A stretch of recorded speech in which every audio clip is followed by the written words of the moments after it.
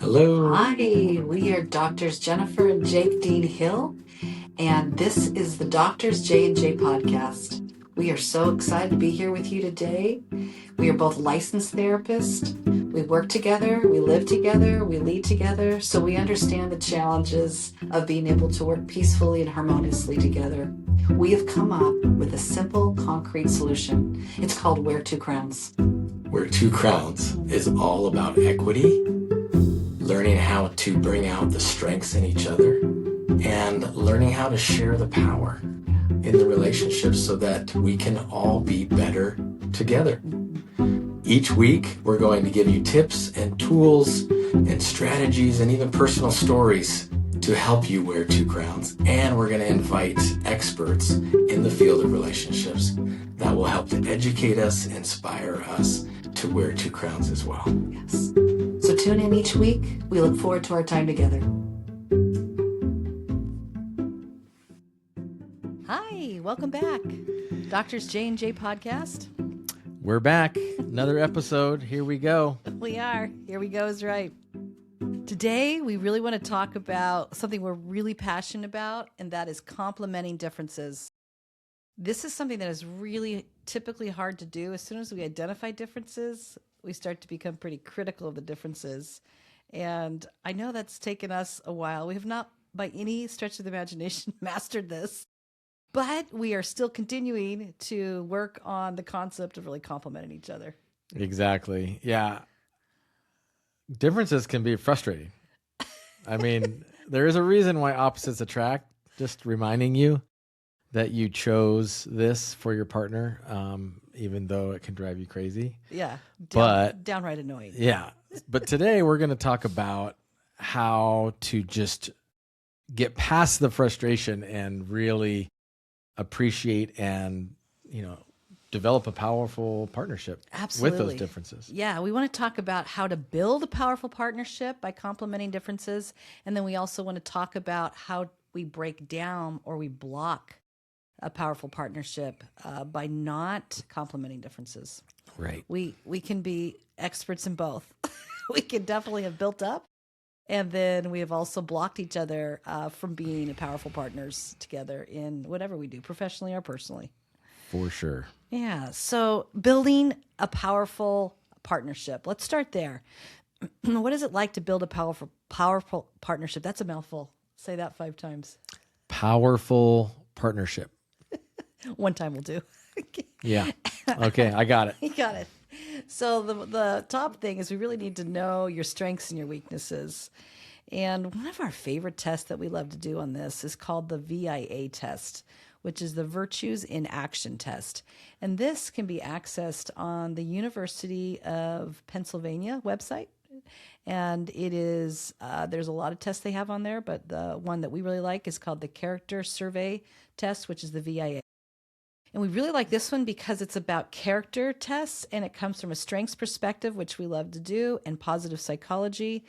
Experts have developed this. And it's, I think, is it 26 character strengths or 24? 24. 24, thank you. I knew you'd know that number. Of all over the world, they've studied different cultures and they've come out with these particular top character strengths. And they're all based on virtues. Yeah.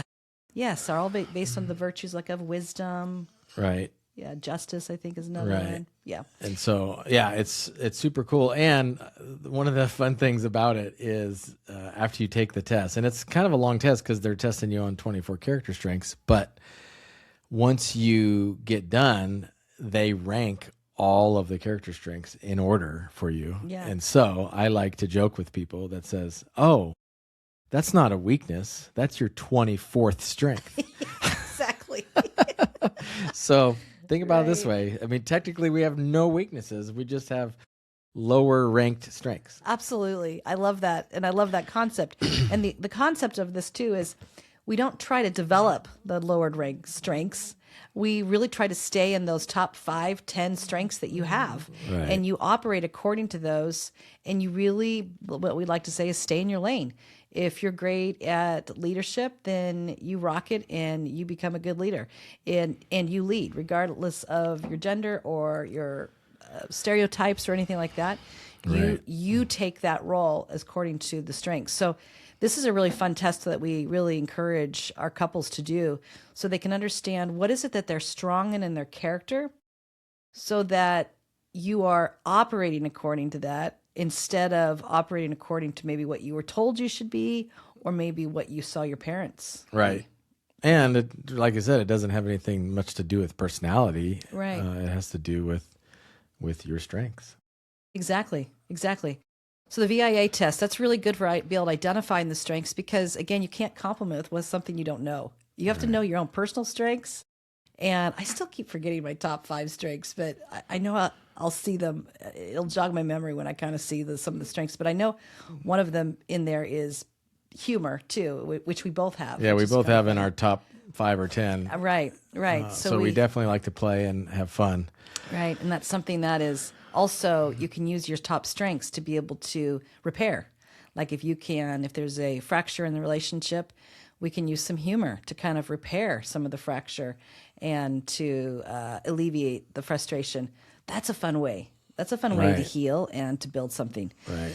And the reason we like to start with that when it comes to these differences, because you can't compliment your partner if you don't know yourself. Right. I'm going to say that again. You cannot compliment and be a powerful partner if you don't know yourself well. And if you do not understand what it is you're good at, what it is you're naturally have, your natural character strengths. And so that's so important to really drill down and go, who am I and what am I good at? And how does that relate to who my partner is and what they're good at? Exactly. When we came together, we thought we were actually a lot alike.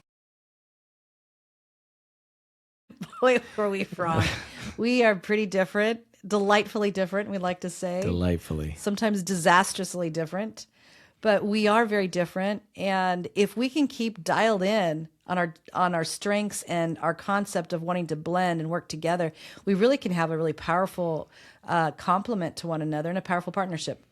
When we get off rails on that, it is like so hard. It is so hard to get back on. It's Agreed. like the way we have to do this is we have to go back to, okay, who am I? Who is my partner? And why should I adjust my expectations instead of continue to impose my expectations that are similar to who I am? Right. Yeah. So, That's not the goal, is to No. make your partner like you, because No. that's boring. it's very boring. And we're supposed to be better together. Right. And we're supposed to sharpen each other. Right. And I like to tell couples a lot in my office that, we're always told, do not ever get married to change your spouse. Right.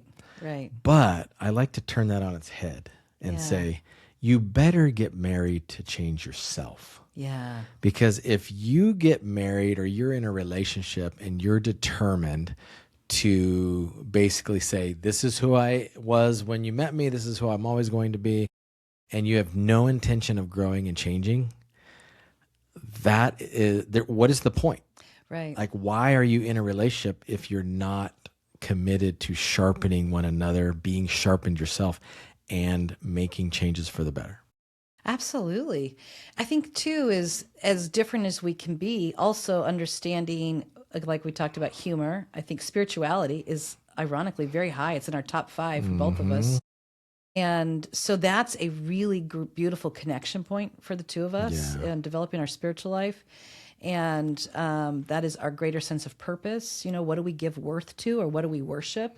Our faith and belief in a higher power is huge for us.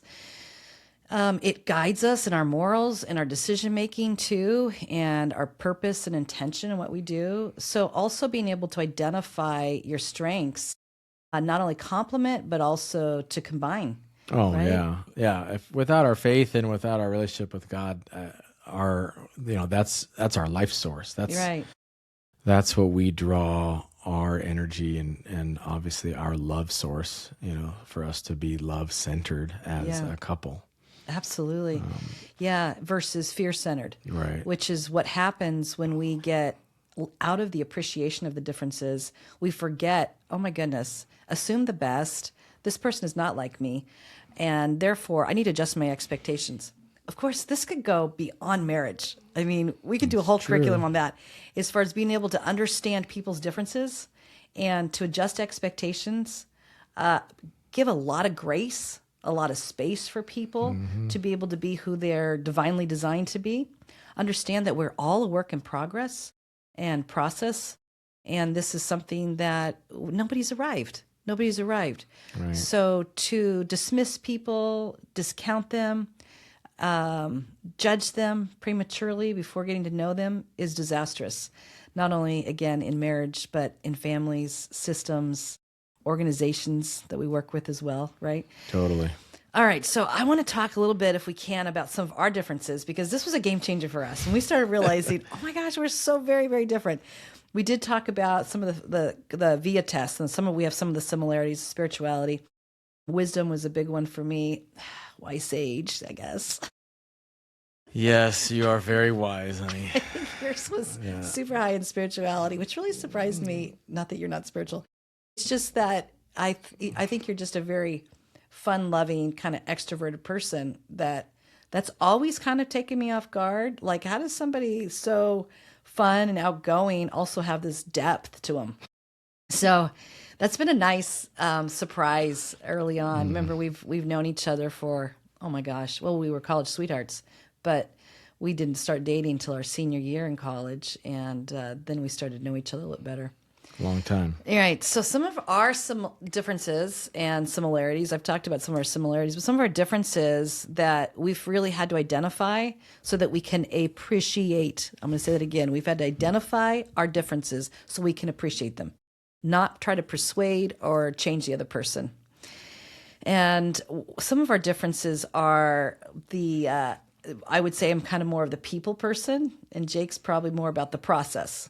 Yeah, I definitely am the task master, the task person. Right. And so sometimes I'll forget people are involved. I mean, granted, the work I do, I know there's people involved, but that's probably what helps me to do my job is there's no other tasks going on in my office. Right. When my people are there. Absolutely. And so it helps me to stay focused. But yeah. Whereas I'm more the people person. I'm right there in the present with people. And Jake already knows the bane of my existence in working with people is what? You don't know this? The bane of that they don't want to work. No, honey. No, I thought you knew me better. But this is where I guess set I you don't. up. You just struck out. Big Wow. How did I miss this? I'm You'll on know pins now. and needles now. Time. Oh, that you don't like time. Oh, for the love. Okay, please edit this out. Yes. Okay, is this all coming together for you now? Well, yeah, it's your bane of your existence has nothing to do with anyone else. I thought you knew me better than this. But either case, I'll speak for myself. When it comes to people, right, it's the time piece that it's like if I have to choose between the person or the time, then I always want to choose the person. I don't want to choose to have to watch a clock. So that's kind of the difference of like a people and a processor, where Jake will be watching the clock, even though people are important to him and he values them. Right. He's very good about making sure the time is being kept and the process is being kept. Right. Good point. That was another example of our differences, where I assume you're reading my mind and you're not reading my mind. Nope. Not reading your mind. There's a lot of banes into your existence if you don't know that. I mean, you think time is... Right. If you could live on an island with no clocks, that would be your fantasy. Yes, right. If I had a partner who could read my mind, maybe it'd be a good thing, but sometimes not such a good thing. Stay out of my head. So the other thing that's the difference, that's a big one, what we'll find with couples is that glaring difference that obviously you can see can create some real problems, where I'm like, Jake, chill. Let's just make sure when time is not focused. Right. Let's make sure these people feel like they're important. Let's stop looking at the clock and saying, I gotta go. Right. So it's like being able to blend those two is obviously a really important piece, but can be very challenging. Well, that's a good point. I mean, just the idea of the fact that one of the ways to make people feel valuable is with time as well. I know that you've brought that point to my attention, and that's an excellent point. And I can't argue that. You're exactly right. So it's like, it's being able to understand though, but there's people a lot in this planet so much like you, and there's people so much like me, right? Completely. So one of the things we've learned is we'll say to each other, if you don't learn to love and accept me, you are not going to be loving and accepting a good portion of the population in this planet. Right. And that always stops both of us short. That goes, yeah, I need to learn this. I need to learn to really appreciate our differences. Another difference that is significant to us is the micro and the macro thinking. Whereas I like to pan out and I like to see the whole view of something, and Jake likes to really get into the detail. I mean, yes, I'm getting squiggly just thinking about that. It is so hard when you go right into that little nitty gritty. You're like, well, but how do we do this? And which kind of nails do we use to build this? And I'm like, when we were building our house, I was like, yeah, that's a good floor plan. That'll work. Yeah, we'll put some lighting there. That'll look great. Well, throw some paint on the wall. That'll look nice. Yeah, the floor. Yeah. But then you're like, but what kind of doorknobs? And here is 500 types of doorknobs. Yes. I'm like, that's too much. That's just too much. And what kind of glass do you want in this door? And what kind of, and I remember I had to tap out for like 2 months. I was like, I just can't make any more decisions. A, I don't care. B, this was your dream, not mine. I'm doing it for you. You finally came around. I totally came around. I love yes. it. And you did a beautiful job. And I would do it again with you because now I know the process. And you were amazing to work with because when we hit our groove, I was able to do what I love, which is the design work, the macro work. How do all the colors blend in the house? How does the rock work with the interior? And how does the interior match with the exterior? Right. I was able to do all that stuff, that was lost on you.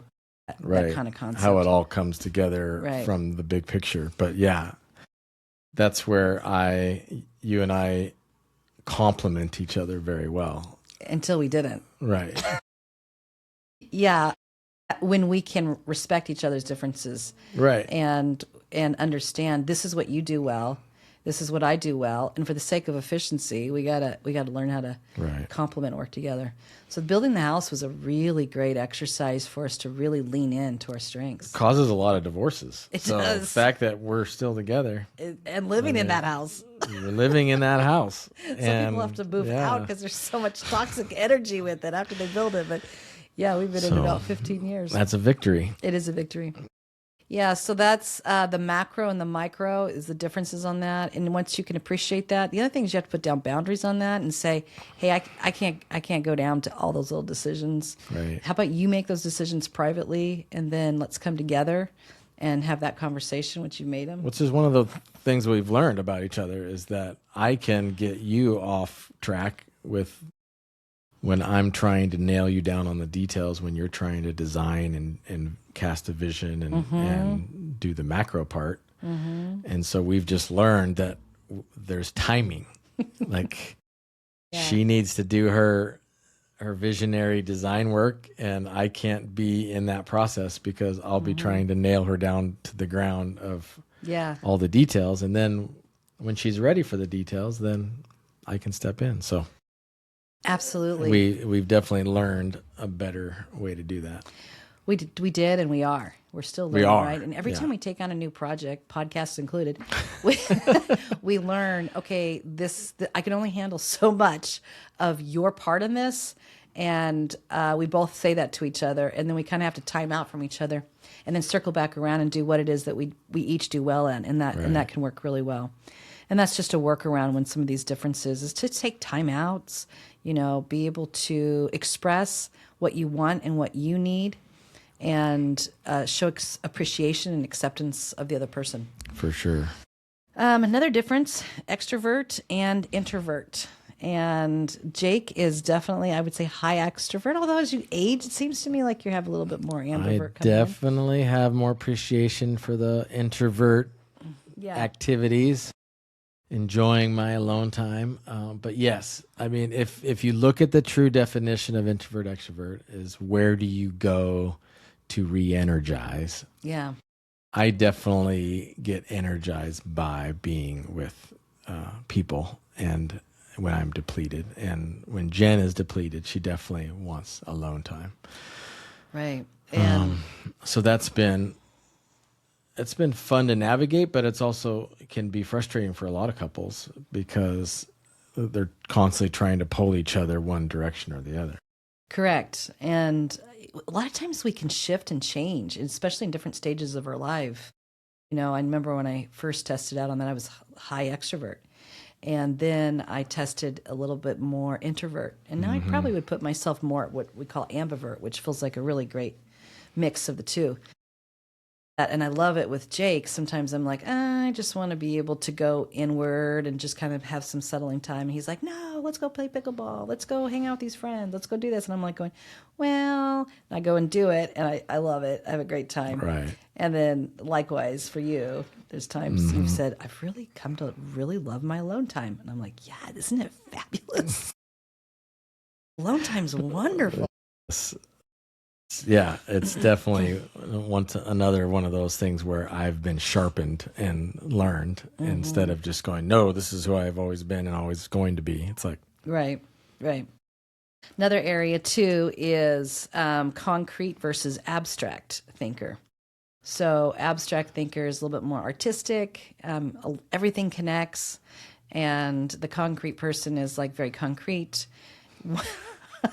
One detail at a what's time. so funny? I think we know who that is. And then, kind of one foot in front of the other. Don't get too far ahead, right? So that is, again, what Jake is probably more of that concrete, which is so wonderful to keep me on task and grounded. And I'm more of that abstract.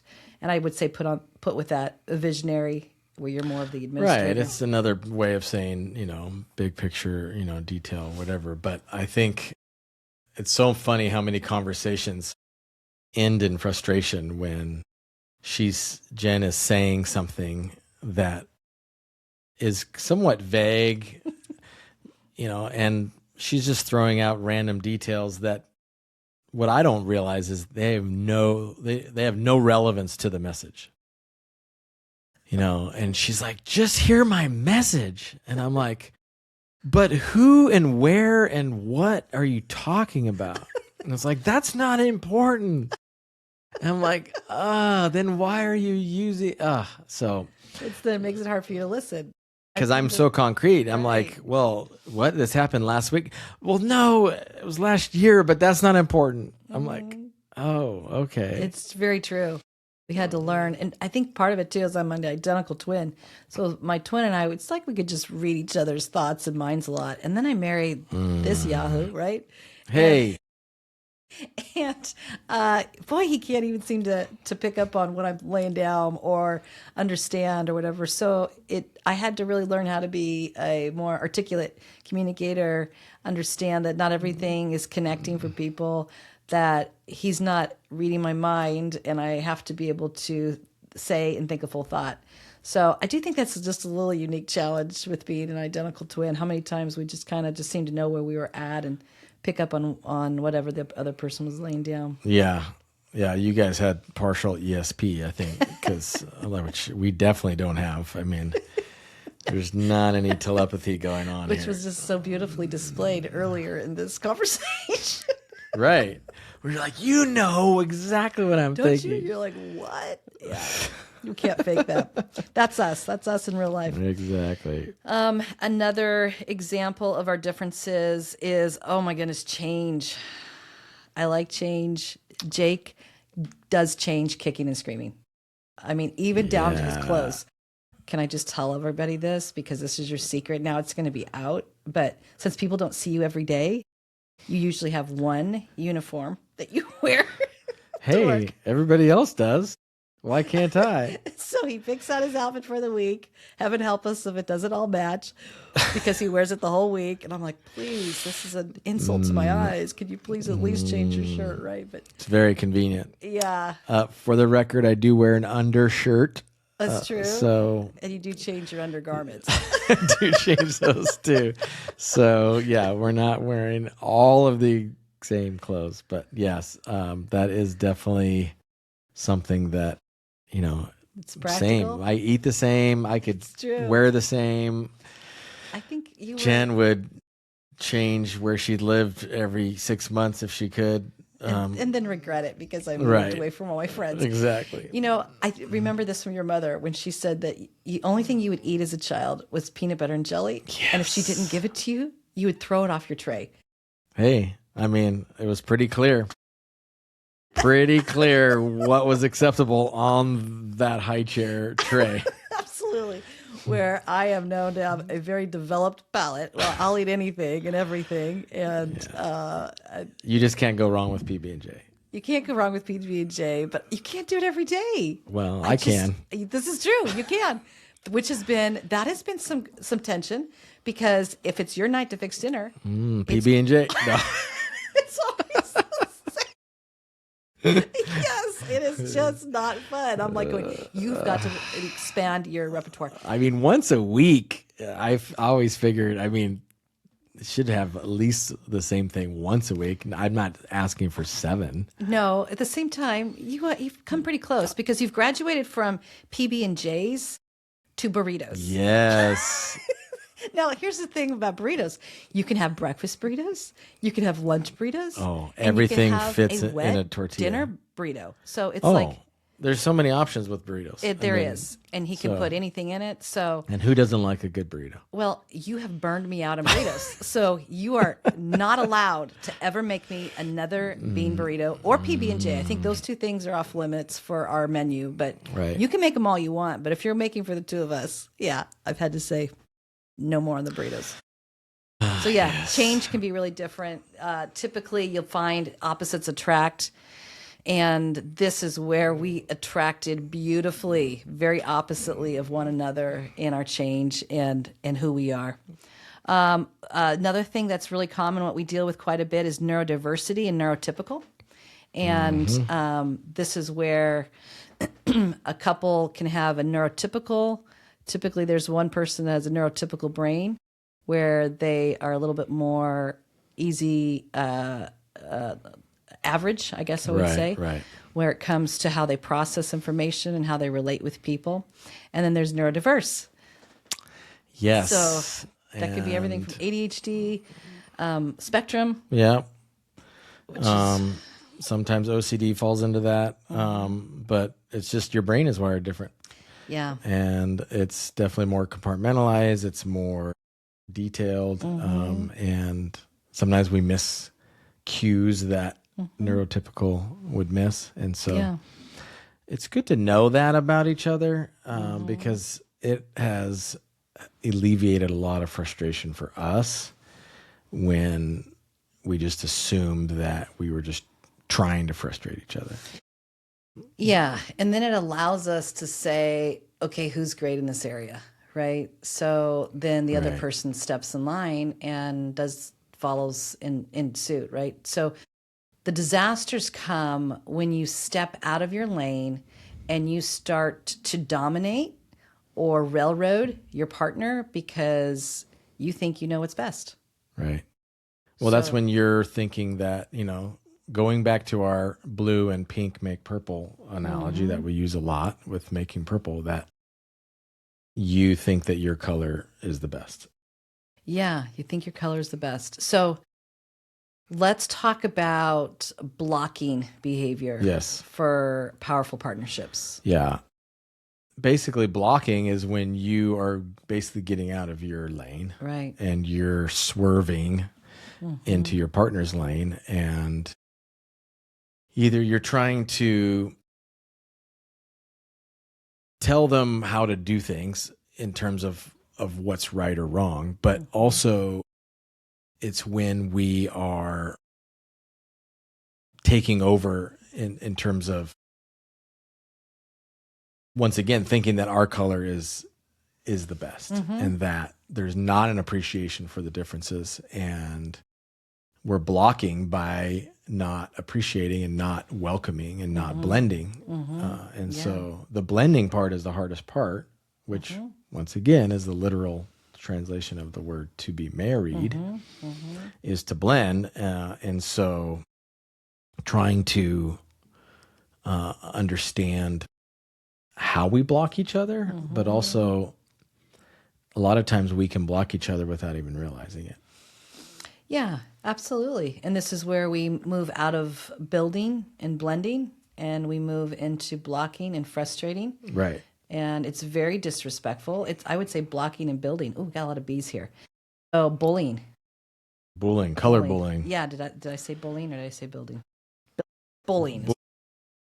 Yeah, so blocking, and you start to bully each other. Right. Like, you need to do it this way, and how come you're not thinking bigger picture? And Right. how come you just can't change? What's wrong with you? Can't you do anything spontaneous? Right. Spontaneous? Right. So yeah, But that's when your ego gets in the way. Good point. Right? Yeah. It's like, if I think that my way is the best, there is no other way, then we're definitely going to block that powerful partnership, because now I have determined that there's no place for my partner and what she has to bring. And then we're not better together. We're not better together. I might as well be by myself. Yes. Which, once again, what's the point? And it doesn't mean you can't do things by yourself, or we're not saying that absolutely everything needs to be perfectly blended. It's just that if you're wanting to do something that's shared, or if it's a big decision or whatever else, there has to be an attitude of blending. Absolutely. And you have to be aware of when you're building the connection to have this powerful partnership, or when you're blocking and you start to bully each other, which is really sad. And this is where you have a lot of conflict. And this is always when people come to see us, couples. They don't come to see us when they're building beautifully their relationship. True. They come to see us when they're blocking each other. And then we start to just normalize some of the behavior. Then we start to point out, hey, these are the differences. He's not doing this to hurt you. Right. She's not doing this to undermine you or disrespect you.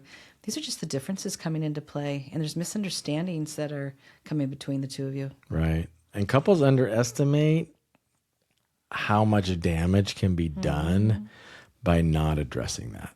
Yeah. So many times we see couples where this kind of behavior has gone on for years, where they've blocked each other, they haven't blended well, and it just builds resentment, bitterness, and a lot of times couples just give up. They give up on being married. They give up on the blending part because it's just too hard, because one or the other just does not have an attitude to blend. An attitude that says, I'm not trying to convince you to be me. I want to be the best version of us. Yeah. Right. And when we bully each other, this is where we start to have resentments. This is what we start to get fear-centered, where we are avoiding each other, attachment, regulations, co-regulation. All of that becomes really hard, if not impossible, to do together. And this is where we start to distance, and we start to turn away from each other. Yeah, sad. We and lose it just breaks trust. Yeah, it breaks trust, but it also breaks down the fabric and the fiber of what was great, the differences in what brought you together. Right. Because if we were meant to be alone and just be the same person we've always been, then we wouldn't be together. And there's a reason why opposites attract, because it's fascinating to us. It's so different than us. And human beings are attracted to things that are different. That's interesting. Yeah. Because it's pretty rare that somebody marries somebody exactly like them. And, science and research has studied that, because it's like, why is that? But it's because we're kind of naturally in tune with wanting to discover kind of uncharted territory. It's kind of the same reason why we're like, well, why did they explore that forest? Well, because nobody ever has. Or the ocean. Different depths of the ocean or whatever. It's just that sense of adventure that people want. That's beautiful, honey. Human beings were like that. I've never heard you put it that way. Well, I thought you knew me. Very deep, very spiritual. Honey, I will never know you. My entire life, I will never come to fully know you. That's true. I will always be shocked. I'm like, how did you not catch that? Yeah, no, that's I'm part of the fun. I'm full of profound wisdom, hon. And That profound surprises. doesn't Absolutely. doesn't always come out. Okay. Well, I think that is beautifully said, is to the adventure of getting to explore something Yeah. unknown. That's exactly what it is. Yeah. It's unknown territory, and it's in another human. And don't lose that. Don't lose that sense of Yeah. adventure, because if you've already explored yourself and you know yourself, which not all people don't know that too, then you have to have a commitment that says, I want to learn and grow and be different and be better. I think that's what makes us love our work, because people fascinate us Mm-hmm. and their adventures for us. We are delighted with them. We're fascinated by them. We are intrigued. And even when people are upset at each other or ourselves or one another, it intrigues me about what caused this, what caused this fracture, what caused this Yeah. break. And then I think, well, how can we do this better? Whether it's personal relationships or whether it's professional relationships, Right. or whether it's peers, family, marriage, it's like, well, hey, how do we do this better? And how do we appreciate each other's differences? Right. And I just think if we can come with that kind of open-mindedness and acceptance, and we can start it first in this community, in our home, right? Then we can expand beyond that to our children, partners, our other family, children, peers. It just Right. gets to This is expand. practice ground. This is practice. And it ground. should be safe It should to be safe. practice here, Yeah. because I think you become a better human by having that attitude with all of your relationships. Like, what can I Yeah. learn from you? And it's normal. I just want to normalize, and don't Right. beat yourself up for being irritated and frustrated with the differences, because it is change. It's a different, right? And so don't be surprised when that comes. It's like, oh, that's so irritating. But it's like, what can I learn? What can I learn? And what do I need to own? And how can I be a part of the problem and a part of the solution? Right. Yeah. Right. I mean, I could have got mad every time that Jen's like, oh, I just need some alone time and I don't need Yeah. people time. And I'm like, oh, but it's so much more fun with people. But then when I stopped and had my own alone time and did some introspection and did some, thinking and journaling, and it's like, oh, It's kind of fun. this is valuable. Like, She might know what she's talking about. she might have something there. Yeah, that's good, honey. And then when we are able to appreciate each other, we don't have that broken trust, which leads to resentment Yeah, and then said a that, yeah. lack of commitment, right, for one another. And that starts to really block behavior. Another thing on this with blocking behavior, too, is not allowing for interchanging. Like, sometimes you're the visionary and you've really done, and like, you had the vision to build our house. Then you had the vision to get the beach house. And I was like, no way. This is like too much. No, I want this change. I mean, we kind of switched places on some of those things. That's true. That's true. I was the big one introducing a huge change. Right. And a huge purchase, which we're both very, frugal and careful with our resources. Right. And so, yeah, I think the allowing for the shift and the change with one another and kind of switch lanes. But in either case, we're always wearing a crown. Each one of us are always wearing a crown, right? Good point. We're both powerful in as our own person. We might be saying, you lead, or you run up ahead and see what you see. Or I'll try this time. Or how about, what, you're the macro thinker on this? I'm kind of going micro, Right. And being able to trust each other and listen to each other. And when I heard you continue to push to build, and you said this is a childhood dream, and I said, I never want to build a home. Never, never want to build a home. But what did you do? Well, I knew it was important to you. I did. I'm like, I'm not going to deprive you of your childhood dream. I mean, you built Legos for your life and Lincoln Logs. I'm like, you want the real deal. And it's true. It was so fun to see you just thrive and flourish in that. It gave me a lot of joy. Well, that was a gift. That was a huge gift. But it was a gift to me, because then I got just an incredible space, and that I'm just continually grateful for. Yeah. And the same thing with, on other purchases or different things that we've done, when we've just allowed each other to, we just trusted one another, even if we feel strongly in the different direction. The big thing is, I feel strongly about, is just don't block your partner. Right. If your partner feels really strongly in something, I don't want to be the reason that you don't do it and then you resent me the rest of your life. No, I think that's wise words, because I think you have to protect your relationship from resentment. It's so easy for that to creep in. But you also brought up a good point in terms of the whole reason we're talking about this topic of complementing each other's differences is because it is the essence of Two Crowns. Yeah. Two Crown living is where we both know our kingdoms, we know the crown that we are wearing, and we hold on to that crown tightly, and we sit side by side with our partner on our thrones. We rule together by bringing our strengths together and not squashing each other, because you don't need a king and a queen if the king or the queen has all of the strengths needed. Yeah. But when both bring their crowns to the table and we be our best version of ourselves, that's when you're a power couple. That's when you have a powerful partnership. Sweet space. Yeah. If only we could stay there all the time. Exactly.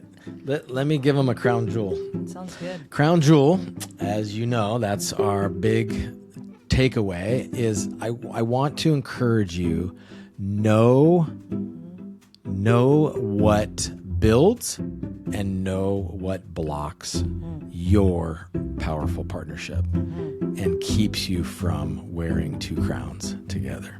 Yeah, absolutely. Thank you for joining us again. Once again, if this is something that hit a sweet spot for you, we hope that you will pass this along to others who may need to hear this message. Give us a like and a follow, and throw it to someone that you care about. And tune in next week. Absolutely. Remember to blend, build, don't bully. Good. We like those bees. That's right. All right. Bye-bye. Thank you so much. Bye-bye.